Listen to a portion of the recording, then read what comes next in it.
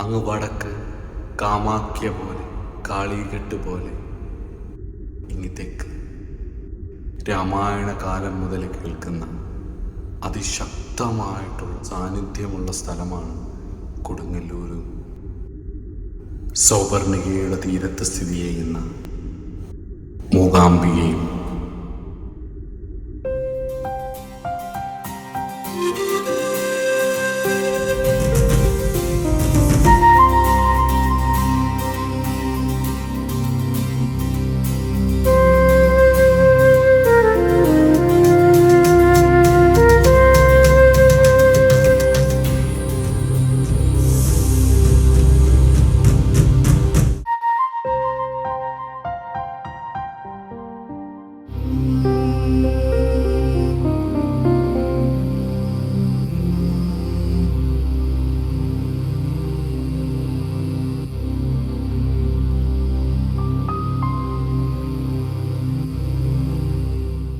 നമസ്കാരം.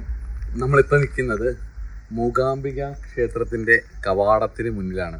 എത്ര പ്രാവശ്യം വന്നാലും മതി വരാത്ത രീതിയിലുള്ള മാതൃത്വം തുളുമ്പി നിൽക്കുന്ന ഭഗവതിയുടെ സങ്കേതമാണ് അല്ലെങ്കിൽ സ്ഥലമാണ് മൂകാംബിക ക്ഷേത്രം.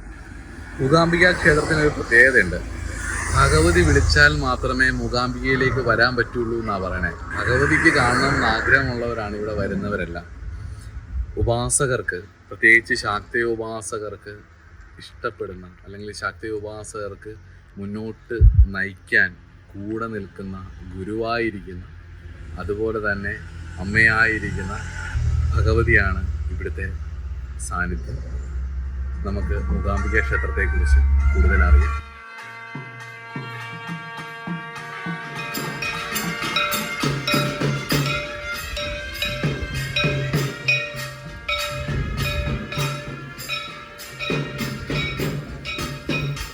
മോക്ഷകാംക്ഷികൾക്കും ത്യാഗികൾക്കും ഭോഗികൾക്കും ഒരുപോലെ സമാരാധ്യയായ ദക്ഷിണ ഭാരതത്തിലെ ഏറ്റവും വിശേഷപ്പെട്ട ശക്തി സങ്കേതത്തിലാണ്. അങ്ങ് വടക്ക് കാമാക്യ പോലെ, അങ്ങ് ബംഗാളിൽ കാളികെട്ട് പോലെ, ഇങ്ങ് തെക്ക് രണ്ട് സ്ഥലമാണ് ഏറ്റവും പ്രധാനം പുരാണങ്ങളിൽ പരാമർശിക്കപ്പെട്ടിട്ടുള്ളത്. രാമായണ കാലം മുതലേ പരാമർശിക്കപ്പെട്ട് കേട്ടിട്ടുള്ളത്. അതൊന്ന് കൊടുങ്ങല്ലൂരും രണ്ടാമത് മൂകാംബികയുമാണ്. മഹാരണ്യപുരം എന്ന പേരിൽ പുരാണങ്ങളിൽ, പ്രത്യേകിച്ച് സ്കന്ദപുരാണത്തിൽ വിശേഷിപ്പിക്കപ്പെട്ട ഈ സ്ഥലം മഹാരണ്യപുരം എന്ന് പറഞ്ഞു കഴിഞ്ഞാൽ കൊടും കാടാണ് ചുറ്റും.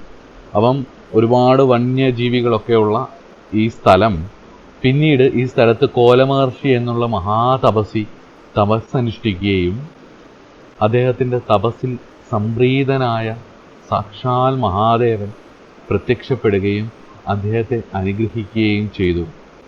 ഭഗവാൻ പ്രത്യക്ഷപ്പെട്ട സ്ഥലത്ത് ചക്രാങ്കിതമായിട്ടുള്ള ഒരു സ്വയംഭൂ ജ്യോതിർലിംഗത്തെ കോലമഹർഷിക്കായി ഭഗവാൻ കാട്ടിക്കൊടുക്കുകയും ഇനിയുള്ള കാലം ഇതിൽ പൂജിച്ചും തപസ്സനുഷ്ഠിച്ചും മുന്നോട്ട് ജീവിക്കൂ എന്നും മാമുനിയായ അങ്ങയുടെ പേരിൽ ഈ നാട് അറിയപ്പെടുമെന്നും ഭഗവാൻ അനുഗ്രഹിച്ച് അന്തർദാനം ചെയ്തു.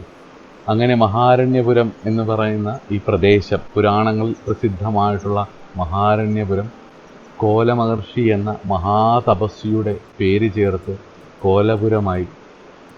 അങ്ങനെ കോലപുരം ലോപിച്ച് ഇന്ന് കൊല്ലൂരും ആയി.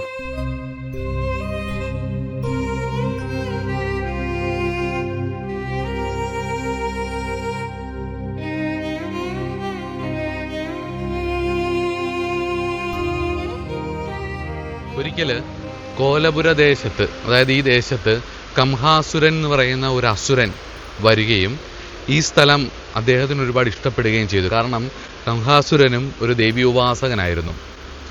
അങ്ങനെ അസുരശില്പിയായിട്ടുള്ള മയനെ വിളിച്ചു വരുത്തി അദ്ദേഹം ഇവിടെ ഒരു കോട്ടയും കാര്യങ്ങളും ഉണ്ടാക്കുകയും ചെയ്തു. അതിശക്തനായിട്ടുള്ള കംഹാസുരൻ്റെ ശക്തി കാരണം ദേവന്മാർക്കും അതുപോലെ തന്നെ ഋഷിമാർക്കും സാധാരണ ജനങ്ങൾക്കും ഒരുപാട് ബുദ്ധിമുട്ടായി. അതെക്കാലവും അങ്ങനെ തന്നെയാണല്ലോ. ദുഷ്ടന്മാർ ശക്തി പ്രാപിച്ചാൽ, അതെത്ര ഉപാസകരാണെങ്കിൽ പോലും അവർ ദുഷ്ടന്മാരാണെങ്കിൽ അവർ ശക്തി പ്രാപിച്ചാൽ ചുറ്റുപാടുമുള്ളവർക്ക് ദുഃഖമാണ് ഫലം. അങ്ങനെ ദേവന്മാർ ഈശ്വരനെ ആശ്രയിക്കുകയും ഭഗവതി ത്രിപുരഭൈരവീ രൂപത്തിൽ കംഹാസുരനെ വധിക്കാനായി വരികയും കംഹാസുരൻ ഭയന്ന് വിറച്ച് ഋഷിമുഖാചലത്തിലേക്ക് ഒളിക്കുകയും അവിടെ തപസ്സുമായി തുടരുകയും ചെയ്തു. ഉത്തമൻ എന്ന മനുവിൻ്റെ കാലത്താണ് ഇത് നടക്കുന്നത്. ഏകദേശം 3-ാം മന്വന്തരമാണ് ഉത്തമ എന്ന് പറയുന്ന മനുവിൻ്റെ കാലം. നമ്മൾ ഇന്ന് ജീവിക്കുന്നത് സാവർണി എന്ന് പറയുന്ന മനുവിൻ്റെ കാലത്താണ്. ദേവി മഹാത്മ്യം കഥ പറയുന്നത് സാവർണി എന്ന മനുവിനെക്കുറിച്ചാണ്. അങ്ങനെ കാലങ്ങൾ കടന്നുപോയി. അങ്ങനെ 3-ാമത്തെ മന്വന്തരം കഴിഞ്ഞ് 4-ാമത്തെ മന്വന്തരം തുടങ്ങി. കാലത്താണ് അസുരന്മാരിലെ അതിശ്രേഷ്ഠൻ മഹാസുരനായിരിക്കുന്ന മഹിഷാസുരൻ ഈ ദേശത്ത് വരുന്നത്. ഇവിടെ വന്നപ്പം ചില ഗുഹകളും പണികളും അതുപോലെ തന്നെ കോട്ടകളുമൊക്കെ കണ്ടപ്പം അതിൻ്റെ ഒരു സിഗ്നേച്ചർ മയൻ എന്ന് പറയുന്ന അസുരശില്പി ഉണ്ടാക്കിയത് കൊണ്ട് തന്നെ ഇവിടെ പണ്ട് അസുരന്മാർ വാണിരുന്ന സ്ഥലമാണെന്ന് മഹിഷാസുരന് മനസ്സിലാക്കുകയും ഈ സ്ഥലം ഒരുപാട് ഇഷ്ടപ്പെടുകയും മഹിഷാസുരൻ ഇവിടെ കുറേ കാലം ജീവിക്കുകയും ചെയ്തു. മയൻ്റെ ശില്പചാതുര്യം കണ്ടാണ് തങ്ങളുടെ സ്ഥലമാണ് എന്ന് പറഞ്ഞിവിടെ നിന്നെങ്കിലും മഹിഷാസുരൻ ഈ സ്ഥലം ഒരുപാട് ഇഷ്ടമായി. അങ്ങനെ തപസ്സുകൊണ്ടും കഴിവുകൊണ്ടും പ്രയത്നം കൊണ്ടും മഹിഷൻ അതിശക്തമായി. അങ്ങനെ ദേവലോകം ആക്രമിക്കുകയും മഹിഷൻ്റെ കരബലം കൊണ്ടും അതുപോലെ തന്നെ വരബലത്താൽ സറ്റിലായിട്ടുള്ള ബലം കൊണ്ടും ഭൗതികപരമായിട്ടുള്ള ഗ്രോസായിട്ടുള്ള ബലം കൊണ്ടും മഹിഷൻ 3 ലോകങ്ങളും കീഴടക്കി. അങ്ങനെ അവൻ സർവ്വവിഭൂതികളും ദേവന്മാരുടെ സുരന്മാരുടെ സർവ്വവിഭൂതികളും പിടിച്ചെടുക്കുകയും ഉർവശ്യാദികളായിട്ടുള്ള സുരനാരിമാരെ തൻ്റെ മാത്രമാക്കി ദാസികളാക്കി വെക്കുകയും ചെയ്തു. അതായത് ഇക്കാലവും അങ്ങനെ തന്നെയാണെന്ന് തോന്നുന്നത്. കാരണം എക്കാലവും അസുര സ്വഭാവമുള്ളവർ സമ്പത്തുണ്ടായാൽ നേട്ടമുണ്ടായാൽ ആദ്യം മറ്റുള്ളവരുടെ സ്വത്ത് അല്ലെ തനിക്കെതിരെ നിൽക്കുന്നവരുടെ സ്വത്ത് അപഹരിക്കുക, അവരുടെ സ്ത്രീകളെ അപഹരിക്കുക, ധാരാളം വണ്ടി വാഹനങ്ങളൊക്കെ അവരുടെ ഉണ്ടെങ്കിൽ അതെല്ലാം തൻ്റേത് മാത്രമായി എനിക്ക് എൻ്റേത് ഞാൻ എന്ന് പറയുന്ന വികാരത്തിലേക്ക് മാത്രമായി ഒതുങ്ങുന്നത് കണ്ടിട്ടുണ്ട്. അതെക്കാലവും അങ്ങനെ തന്നെയായിരുന്നു. പുരാണ കാലഘട്ടങ്ങളിലും അതിന്നും. എന്നാൽ അത് അധികകാലം മുന്നോട്ട് പോയില്ല. പുരുഷനാൽ ഒരിക്കലും വധിക്കാൻ കഴിയാത്ത മഹിഷനെ ഒരു പുരുഷനും ജയിക്കാൻ കഴിയത്തില്ല. മഹിഷാസുരനെ സ്ത്രീയാൽ മാത്രമേ വധിക്കാൻ പാടുള്ളൂ എന്ന വരം വാങ്ങിയ മഹിഷാസുരൻ അങ്ങനെ നമ്മളൊക്കെ ആണെങ്കിലും അങ്ങനെ തന്നെയാണ്. എന്ത് ചെയ്യുമ്പോഴും നമ്മുടെ ഉള്ളിൽ കുറച്ച് കുഴപ്പങ്ങളുണ്ടെന്നുണ്ടെങ്കിൽ നമ്മൾ എല്ലാ പഴുതുകളും അടയ്ക്കാൻ നോക്കും. പുരുഷന്മാർക്കൊരിക്കലും വധിക്കാൻ കഴിയാത്ത ഒരാൾക്ക് ഒരു സ്ത്രീ ഒരിക്കലും വധിക്കത്തില്ല എന്ന് ധരിച്ചിട്ടുണ്ടാവും. അതുകൊണ്ട് അദ്ദേഹം ആ വരം വാങ്ങി. കാരണം ഒരു പുരുഷനും എന്നെ ജയിക്കാൻ കഴിയില്ല, പിന്നെ ഒരു സ്ത്രീ ഒരു നാരിക്ക് എന്നെ ജയിക്കാൻ കഴിയുമെന്നായിരിക്കും മനുഷ്യൻ ചിന്തിച്ചിട്ടുള്ളത്. അപ്പോൾ ഉറപ്പായിട്ടും അങ്ങനെ ചിന്തിച്ച് മുന്നോട്ട് പോയത് കൊണ്ടാവാം അതൊരു ലൂപ്പ് ഹോളാണ് പ്രകൃതി ഇട്ട് തരുന്നത്.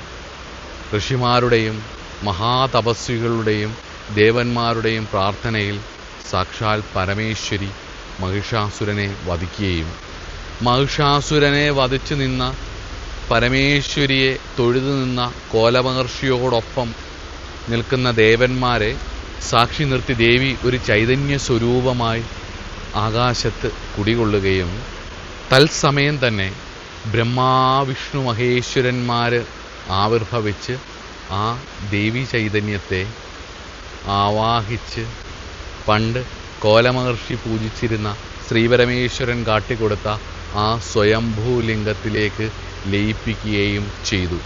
ബ്രഹ്മാവിഷ്ണു മഹേശ്വരന്മാർ സ്വയംഭൂലിംഗത്തിൽ പ്രതിഷ്ഠിച്ചുകൊണ്ടാവാം ഇവരുടെ ശക്തി ചൈതന്യമായിട്ടുള്ള മഹാലക്ഷ്മി, മഹാസരസ്വതി, മഹാകാളി ദേവതയായി ഭഗവതി മാറിയതും. അതുപോലെ തന്നെ ആ സ്വയംഭൂലിംഗത്തിൻ്റെ വാമഭാഗം കുറച്ച് കൂടുതലായതിനാൽ ഈ ചൈതന്യ പ്രതിഷ്ഠയ്ക്ക് ശേഷം വാമഭാഗം കുറച്ച് കൂടുതലായതിനാൽ ഇത് ശക്തിവിശേഷമുള്ള സ്ഥലമായി മാറുകയും ചെയ്തു എന്നുള്ളതാണ്. ശങ്കരാചാര്യർ മൂകാംബികാസ്തുതിയിൽ ഭഗവതിയെ സ്തുതിക്കുന്നത് ഇങ്ങനെയാണ്: സ്വർണരേഖാങ്കിതം ലിംഗം നാസ്തി നാസ്തി ജഗത്രയേ വാമഭാഗമധികം ലിംഗം നഭൂതം ന ഭവിഷ്യതി എന്ന് ശങ്കരസ്തുതിയിലും ഇതെടുത്തു പറഞ്ഞിരിക്കുന്നു. വേദവ്യാസകൃതമായിട്ടുള്ള സ്കന്ദപുരാണത്തിലാണ് ഇതിലെ കഥാഭാഗങ്ങൾ വളരെ വിശദമായിട്ട് പറഞ്ഞിരിക്കുന്നത്. ആവശ്യമുള്ളവർക്കത് വായിച്ച് മനസ്സിലാക്കുകയും ചെയ്യാം. ത്രിപുരഭൈരവിയെ ഭയന്ന് ഓടിയ 3-ാം മന്വന്തരത്തിൽ ഓടിയ നമ്മുടെ കംഹാസുരൻ 4-ാം മന്വന്തരം ആയപ്പോഴത്തേക്ക് തപസ്സൊക്കെ ചെയ്ത് അതിശക്തമായി. സ്വാഭാവികമായിട്ടും ഒരാളുടെ ബേസിക് നേച്ചർ ഉണ്ടല്ലോ, അത് മാറില്ലെന്നുള്ള ഉറപ്പല്ല. അപ്പോൾ ശക്തനാവും തോറും ക്രൂരനാണെങ്കിൽ ആ ക്രൗര്യം അവരുടെ ഉള്ളിൽ ഉറങ്ങിക്കിടക്കും. അപ്പോൾ സ്വാഭാവികമായിട്ടും ഋഷിമാരും സാധാരണ മനുഷ്യരും ദേവന്മാരും ഭയന്നു. ബ്രഹ്മദേവനെ തപസ് ചെയ്തു. അതികഠിനമായ തപസ്സായ സമയത്ത് ബ്രഹ്മദേവന്, സൃഷ്ടിയുടെ കർത്താവായ ബ്രഹ്മദേവന് വരാതിരിക്കാൻ നിർവാഹമില്ലാതായി. അങ്ങനെ ബ്രഹ്മദേവൻ പ്രത്യക്ഷപ്പെടാൻ നേരത്ത് വരമൊന്നും ചോദിക്കാതിരിക്കാൻ വേണ്ടി മായാസ്വരൂപിണിയായ ഭഗവതി കംഹാസുരൻ്റെ നാവിൽ കുടികൊള്ളുകയും അങ്ങനെ കംഹാസുരൻ വരം ചോദിക്കേണ്ട സമയത്ത് മൗനമായിരിക്കുകയും ചെയ്തു, മൂകനായിപ്പോയി. അങ്ങനെ അസുരൻ്റെ നാവിനെ മൂകമാക്കിയ മായാസ്വരൂപിണിയായ ജഗദംബയെ മൂകാംബിക എന്ന പേരിൽ പിന്നീട് അറിയപ്പെട്ടു. ബ്രഹ്മാവിൽ നിന്നും വരം വാങ്ങുന്ന സമയത്ത് വാഗ്ദേവതാ പ്രേരണയാൽ മൂകനായിരുന്ന അസുരൻ പിന്നീട് മൂകാസുരൻ എന്ന പേരിൽ അറിയപ്പെട്ടു. ഈ അസുരനെ ഭഗവതി പിന്നീട് വധിക്കുകയും മൂകാസുരനെ വധിച്ച ശേഷം ഭഗവതി വലിച്ചെറിഞ്ഞ ശൂലം ഇന്നും നമുക്ക് കുടജാദ്രിയിൽ മൂലസ്ഥാനത്ത് കാണാൻ കഴിയും. മോക്ഷസ്വരൂപിണിയായ ഭഗവതിയുടെ കയ്യാൽ വധിക്കപ്പെട്ട മൂകാസുരൻ പിന്നീട് ബ്രഹ്മലിംഗേശ്വരൻ എന്ന പേരിൽ അറിയപ്പെട്ടു. അംബാവനം വാസ്തവത്തിൽ ഒരു തപോഭൂമിയാണ്. അതുകൊണ്ട് തന്നെ അനവധി പുണ്യതീർത്ഥങ്ങൾ ഉള്ള സ്ഥലമാണ് ഇത്. മൂകാംബിക ക്ഷേത്രവുമായി ബന്ധപ്പെട്ട് കിടക്കുന്ന പ്രധാന തീർത്ഥങ്ങൾ എന്ന് പറയുന്നത് അഗ്നിതീർത്ഥം, കാശീതീർത്ഥം, ശുക്ലതീർത്ഥം, മധുതീർത്ഥം, ഗോവിന്ദതീർത്ഥം, അഗസ്ത്യതീർത്ഥം, അർച്ചനാകുണ്ഡതീർത്ഥം എന്നിങ്ങനെയാണ്. ഈ തീർത്ഥങ്ങൾ ഒരുമിച്ച് ചേർന്ന് പിന്നീട് സൗവർണികയായി ഒഴുകി അറബിക്കടലിൽ പോകുന്നു. ഇവ കൂടാതെ കുടജാദ്രിയിൽ മാർജാര കോണതീർത്ഥം, മാർജാരൻ എന്ന് പറഞ്ഞാൽ പൂച്ച, അതുപോലെ തന്നെ ചിത്രകൂട തീർത്ഥം, സ്നേഹതീർത്ഥം, നാഗതീർത്ഥം തുടങ്ങി എണ്ണിയാലൊടുങ്ങാത്ത തരത്തിൽ അനവധി തീർത്ഥങ്ങളും പുണ്യസങ്കേതങ്ങളും അംബാവനത്തിലും കുടജാദ്രിയിലും മൂകാംബികയിലുമായി ഉണ്ട്. പണ്ടെൻ്റെ ഒരു അനുഭവമുണ്ട്. മൂകാംബികയിലുണ്ടായിരുന്ന ഒരു തപസ്വിനിയായ അമ്മയോടൊപ്പമുള്ള എൻ്റെ യാത്രയിൽ അംബാവനത്തിനുള്ളിലെ പല ഗുഹകളും അതുപോലെ അവിടെ തപസ് ചെയ്യുന്ന സന്യാസിമാരെയും സാധകരെയും അമ്മ അന്ന് എനിക്ക് കാണിച്ചു തന്നിരുന്നു. അതുപോലെ തന്നെ ചിത്രമൂലയിലേക്ക് എത്താൻ ക്ഷേത്രത്തിൻ്റെ കിഴക്ക് ഭാഗത്തു കൂടി സഞ്ചരിച്ച് അംബാവനത്തിനുള്ളിലൂടെ എത്താനുള്ളൊരു ഷോർട്ട് കട്ടും ഉണ്ട്.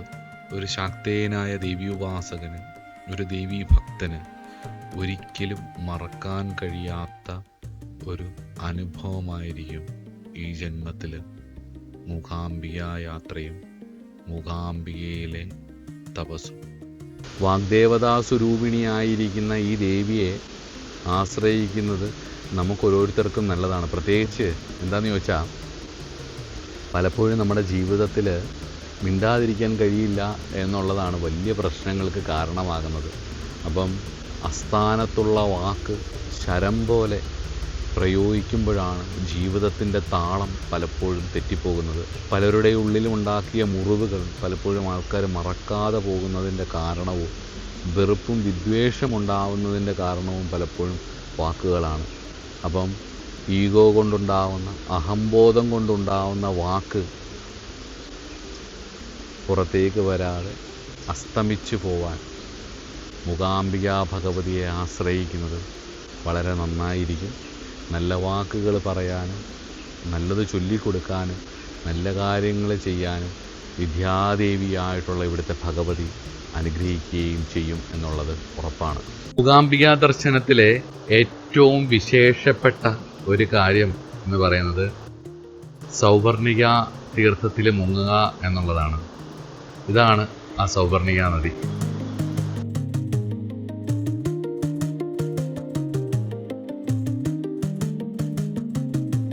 സഹ്യപർവ്വതത്തിൻ്റെ ഭാഗമായിട്ടുള്ള കുടജാദ്രി എന്ന് പറയുന്ന ഈ പുണ്യ മലനിരകളിൽ നിന്ന് എവിടെയൊക്കെയോ ഭാഗത്തു നിന്നും ഉത്ഭവിച്ച് ഒരുപാട് ചെറു അരുവികളുമായി ചേർന്ന് ഒരുപാട് ഔഷധ സസ്യങ്ങൾ നിറഞ്ഞു നിൽക്കുന്ന ഭാഗത്തൂടെ ഒഴുകിയാണ് സൗവർണിക എന്ന് പറയുന്ന ഈ നദി ഇന്ന് ഭഗവതിയുടെ അടുത്തേക്ക് എത്തുന്നത്. ഈ ഒരു പ്രത്യേകത എന്ന് പറയുന്നത്, ഈ നദിക്ക് ഈ പേര് വരാൻ കാരണം എന്ന് പറയുന്നത് ഗരുഡൻ്റെ അംശാവതാരമായിട്ടുള്ള, മഹാവിഷ്ണുവിൻ്റെ വാഹനമായിട്ടിരിക്കുന്ന ഗരുഡൻ്റെ അംശാവതാരമായിരിക്കുന്ന സുപർണൻ എന്ന മഹർഷി തപസ് ചെയ്തിരുന്ന സ്ഥലമാണ് ഇത്. അതുപോലെ തന്നെ വേറൊരു പ്രത്യേകത എന്നുള്ളത്, ബ്രഹ്മാവിഷ്ണു മഹേശ്വരന്മാർ ഭഗവതിയുടെ ചൈതന്യത്തെ ആ സ്വയംഭൂലിംഗത്തിൽ പ്രതിഷ്ഠിക്കുന്ന സമയത്ത് അഭിഷേകത്തിനായിട്ട് ജലം എടുത്തുകൊണ്ട് പോയതും, കോലമഹർഷി അഭിഷേകത്തിനായിട്ട് ജലം എടുത്തുകൊണ്ട് പോയതും ഈ സൗവർണികയിൽ നിന്നുമാണ്. ഇവിടേക്ക് വരുമ്പം തപസ്സിനായിട്ടും ഈശ്വരോപാസനയ്ക്കായിട്ടും വരുന്ന സമയത്ത് കഴിയുമെങ്കിൽ സൗവർണികയെ കുളിച്ചിട്ട് വേണം ഭഗവതിയെ തൊടാൻ. വർഷങ്ങൾക്ക് മുമ്പ് ഞാൻ ഇവിടേക്ക് വരുന്ന സമയത്ത് ഭഗവതിയെ തൊഴുതിട്ട് കുറച്ച് എൻ്റെ 1-2 കൂട്ടുകാരോടൊപ്പം നടന്ന് കുടജാദ്രിയിൽ പോയി. അങ്ങനെ നടന്ന് കുറേ സമയമെടുത്തു. നടന്ന് കുടജാദ്രിയിൽ ചെന്ന് ആദ്യം ആ കുന്നിൻ്റെ മുകളിൽ ഒത്ത മധ്യത്തായിട്ട് നിൽക്കുന്ന സർവജ്ഞപീഠം,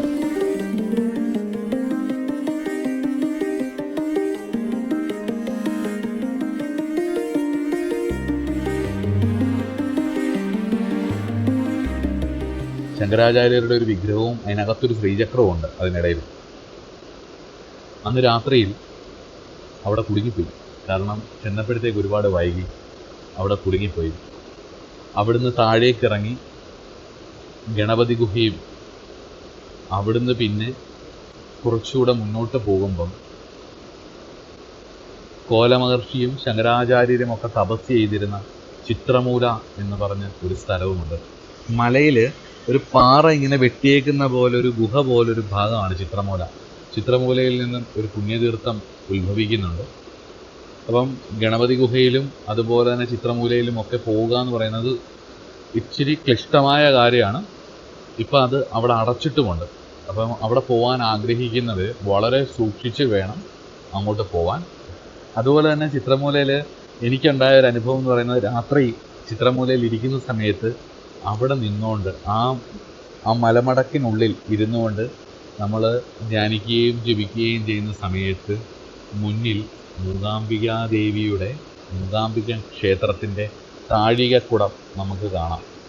അത് അവിടെ നിന്നുകൊണ്ട് ഇങ്ങനെ നോക്കിയാൽ മതി, നമുക്ക് ആ ഒരു താഴികക്കുടം കാണാം. ഇങ്ങനെ ലൈറ്റൊക്കെ, ഇപ്പോൾ ലൈറ്റൊക്കെ ഉണ്ടല്ലോ, അപ്പോൾ ഇങ്ങനെ ലൈറ്റ് ഇട്ടിട്ട് ആ വെളിച്ചത്തിൽ ഇങ്ങനെ ക്ഷേത്രം ഇങ്ങനെ തെളിഞ്ഞ് നിൽക്കുന്നത് നമുക്ക് ആ ചിത്രമൂലയിൽ ഇരുന്നുകൊണ്ട് ഇങ്ങനെ നോക്കിയാൽ കാണാൻ പറ്റും. അത്ര മനോഹരമായിട്ടുള്ളൊരു അനുഭവമാണ് അത്. സൈഡിൽ കൂടെ വെള്ളം ഇങ്ങനെ വന്നുകൊണ്ടിരിക്കും. അതിശുദ്ധമായൊരു വെള്ളമാണ്. അത് കുടിച്ചു കഴിയുമ്പോൾ തന്നെ ക്ഷീണം പകുതി മാറും. അപ്പം ചിത്രമൂലയിൽ പോകാൻ പറ്റുന്നവർക്ക് ആരുടെയെങ്കിലും സഹായത്തോടു കൂടി പോകാൻ ശ്രമിച്ചാൽ വളരെ നന്നായിരിക്കും എന്നുള്ളതാണ്. സർവജ്ഞപീഠത്തിൻ്റെ പുറകിലൂടെ താഴേക്ക് കുത്തനെയുള്ള ഒരു ഇറക്കമാണ് ചിത്രമൂലയിലേക്കുള്ള യാത്ര എന്ന് പറയുന്നത്. സൂക്ഷിച്ച് ചെയ്തു കൊള്ളുക. ഇതുകൂടാതെ വിശേഷപ്പെട്ട ഒരുപാട് തീർത്ഥങ്ങളുണ്ട് നമ്മുടെ കുടജാദ്രിയിൽ, ഈ അംബാവനത്തിൽ, മൂകാംബികാദേവിയുടെ സന്നിധിയിൽ. ഒരുപാട് കഥകളും ഒരുപാട് കാര്യങ്ങളും ഇതുമായിട്ട് ബന്ധപ്പെട്ടിട്ട് ഗൂഗിളിലൊക്കെ കിട്ടും, നോക്കുക. വാസ്തവത്തിൽ സാധന ചെയ്യാൻ ആഗ്രഹിക്കുന്നവർ ഇവിടെ വരണം. ഒരുപാട് ആൾക്കാർ വന്ന് ജസ്റ്റ് ഫോട്ടോ ഒക്കെ എടുത്ത് അവിടെ ഒന്ന് ഇരുന്നങ്ങ് പോകുന്നതേ ഉള്ളൂ. പക്ഷേ ഇവിടെ കുറേ നേരം ഇരിക്കാൻ കഴിഞ്ഞാൽ, വർക്കിംഗ് ഡേയിൽ തിരക്കുകൾ കുറവായിരിക്കും. അതുകൊണ്ട് തന്നെ അങ്ങനെയുള്ള ദിവസങ്ങളിൽ വന്നാൽ ഒരുപാട് സമയം ഇവിടെ ഇരിക്കാൻ പറ്റും, മെഡിറ്റേറ്റ് ചെയ്യാൻ പറ്റും. ഒരു വല്ലാത്തൊരു ട്രാൻസ്ഫോർമേഷൻ നമുക്കുണ്ടാവും, അത് ഉറപ്പാണ്. കാരണം എനിക്ക് ഒരുപാട് അനുഭവങ്ങളുണ്ട് ഇവിടം കൊണ്ട് തന്നെ. അതുപോലെ തന്നെ പിന്നെ ഒരിക്കൽ ഇവിടെ വരുന്ന സമയത്ത് ഇവിടെ സർവജ്ഞപീഠത്തിൽ രാത്രിയിൽ പൂജ കഴിക്കാനും, ഒരു പൗർണമി ദിവസമായിരുന്നത്, അത് പൂജ കഴിക്കാനും ഇവിടെ കിടന്ന് ഉറങ്ങാനും ഒക്കെ ഭാഗ്യം ഉണ്ടായിട്ടുണ്ട്. അപ്പം നിങ്ങൾക്കും അതുണ്ടാവട്ടെ. പരമാവധി താഴേന്ന് നടന്ന് കയറുന്നൊരു പോയിൻ്റ് ഉണ്ട്, അവിടുന്ന് നടന്ന് തന്നെ കയറുക. വരുമ്പോൾ ഭക്ഷണമൊക്കെ കരുതി വേണം വരാൻ. ഇപ്പം താഴെ നേരത്തെ കുഞ്ഞു കുഞ്ഞു കടകളൊക്കെ ഉണ്ടായിരുന്നു, ഇപ്പം അതെല്ലാം എടുത്ത് മാറ്റിയിട്ടുണ്ട്. അപ്പോൾ തന്നെ ഭക്ഷണമൊക്കെ കരുതി ഇവിടെ വന്നു കഴിഞ്ഞ് കഴിഞ്ഞാൽ സാധന ചെയ്യാൻ ആഗ്രഹിക്കുന്നവരാണെങ്കിൽ, അല്ലാത്തവർക്ക് പകൽ വന്ന് കണ്ടിട്ട് അങ്ങ് പോവാം. സാധന ചെയ്യാൻ ആഗ്രഹിക്കുന്നവരാണെങ്കിൽ, മെഡിറ്റേഷൻ ചെയ്യാൻ ആഗ്രഹിക്കുന്നവരാണെങ്കിൽ, അതിന് ഇഷ്ടപ്പെടുന്നവരാണെങ്കിൽ നല്ലൊരു സ്ഥലമാണ്, മിസ് ചെയ്യരുത്, വന്നിരിക്കുക. ഉച്ചയൊക്കെ കഴിയുമ്പോൾ ഇവിടുത്തെ തിരക്കൊക്കെ കുറയും. പ്രകൃതി തന്നെ അതിനുവേണ്ടി ഒരു അനുകൂലാവസ്ഥ നമുക്ക് ഒരുക്കി തരും. വന്നിരിക്കുക, തന്നെ ധ്യാനത്തിലേക്ക് പൊക്കോളും. സാധനയ്ക്കായിട്ട് വരുന്ന ഉപാസകരുണ്ടെങ്കിൽ, മെഡിറ്റേഷൻ ചെയ്യാൻ ആഗ്രഹിച്ച് വരുന്ന ഉപാസകർ മൂകാംബികയിലേക്ക് വരുന്നുണ്ടെങ്കിൽ ഒരു സ്ഥലം പറഞ്ഞുതരാം. അതാണ് ഗരുഡഗുഹ. ഗരുഡാംശാവതാരമായിരുന്ന സുവർണൻ എന്ന മഹർഷി തപസ് ചെയ്തിരുന്ന സ്ഥലമാണ് ഇത്. സൗവർണികയുടെ തീരത്താണിത്. ഈ തീരത്ത് തപസ് ചെയ്തിരുന്നുകൊണ്ടാണ് ആ നദിക്ക് സൗവർണിക എന്ന പേര് വന്നിട്ടുള്ളത് എന്നുള്ളത് കൊണ്ട് തന്നെ നിങ്ങൾ സൗവർണികയിലേക്ക് സാധാരണ വരുന്ന വഴിയുണ്ടല്ലോ, അവിടുന്ന് കുറച്ചുകൂടി മുന്നോട്ട് വരണം. കുറച്ചുകൂടെ മുന്നോട്ട് വരുമ്പം വലത്തുവശത്തായിട്ട് ഈ സ്ഥലം കാണാം. മെഡിറ്റേറ്റ് ചെയ്യാനുള്ളൊരു മാറ്റും ആയിട്ട് ഈ പോന്നാൽ മതി. നല്ല സുഖമാണ്, നല്ല പവർഫുള്ളായിട്ടുള്ളൊരു പ്ലേസുമാണ്. തപസ്സിന് ഉപയോഗിക്കാൻ പറ്റുന്ന ഒരു നല്ല സ്ഥലമാണ് മൂകാംബികയിലെ ഈ ഒരു ഏരിയ. ഇതൊരു തപോഭൂമി ആയതുകൊണ്ട് തന്നെ അനവധി ഗുഹകളും ക്ഷേത്രങ്ങളും ഒക്കെ ഈ അംബാവനത്തിലുണ്ട്. കാരണം ഒരുപാട് ഋഷിമാരും യോഗിമാരും അനവധി ആൾക്കാരും തപസ് ചെയ്തിരുന്നൊരു സ്ഥലമാണ് ഈ മൂകാംബിക എന്ന് പറയുന്നത്, അല്ലെങ്കിൽ കൊല്ലൂർ എന്ന് പറയുന്നത്, അല്ലെങ്കിൽ നമ്മുടെ ഈ അംബാവനം എന്ന് പറയുന്നത്. കുടജം എന്ന വൃക്ഷം ധാരാളമുള്ള കുടജാദ്രിയും എല്ലാം പല പേരിൽ അറിയപ്പെടുന്നെങ്കിലും സത്യത്തിൽ ഭഗവതിയുടെ സാന്നിധ്യം ശരിക്കറിയാവുന്നൊരു സ്ഥലമാണ്. അതിവിടെ വന്ന് സാധന ചെയ്താൽ, ജപിക്കുകയും ധ്യാനിക്കുകയൊക്കെ ചെയ്താൽ ഉറപ്പായിട്ടും മനസ്സിലാവുകയും ചെയ്യും. സൗവർണികയുടെ തീരത്ത് കാട് കയറി കിടക്കുന്ന ഈ സ്ഥലവും ഒരു കാലത്ത് മനുഷ്യർക്ക് നല്ലത് വരാൻ വേണ്ടി ഒരുപാട് സേവനങ്ങൾ ചെയ്ത ചിദാനന്ദ സ്വാമി എന്ന് പറയുന്ന സ്വാമിയുടെ സമാധിയും കൂടിയാണ്. ഈ പുറയിൽ കാണുന്നതാണ് സൗവർണികയുടെ തീരത്തുള്ള അതിപുരാതനമായിട്ടുള്ള ഗണപതി ക്ഷേത്രം.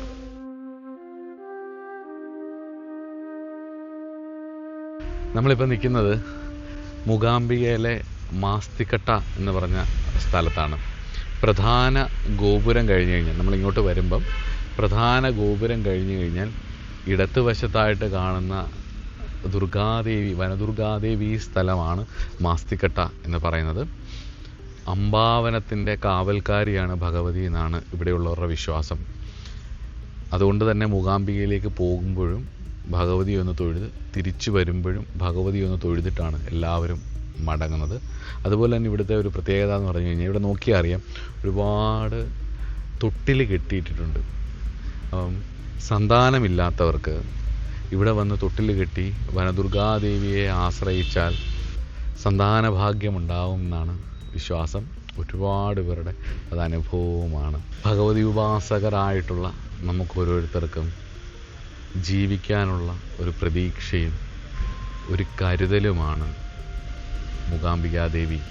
ജീവിച്ച് മുന്നോട്ട് പോകുന്ന സമയത്ത് പല കാരണങ്ങൾ കൊണ്ട്, ഒരുപാട് വിഷയങ്ങളുണ്ട്, ബന്ധങ്ങൾ കൊണ്ടും ജീവിത സാഹചര്യങ്ങൾ കൊണ്ടുമൊക്കെ നമുക്ക് ഒരുപാട് വിഷമങ്ങൾ വരാം. നമുക്ക് പോലും അറിയില്ല അതിൻ്റെ കാരണം എന്താണ്, എന്തുകൊണ്ടാണ് നമ്മളിങ്ങനെയൊക്കെ അനുഭവിക്കുന്നതെന്നും. നിസ്സഹായരായി ജീവിതത്തിൽ പകച്ച് നിൽക്കുന്ന സമയത്ത് ഒരു ചോരക്കുഞ്ഞിൻ്റെ അവസ്ഥ പോലെ ആയിരിക്കും നമ്മൾ.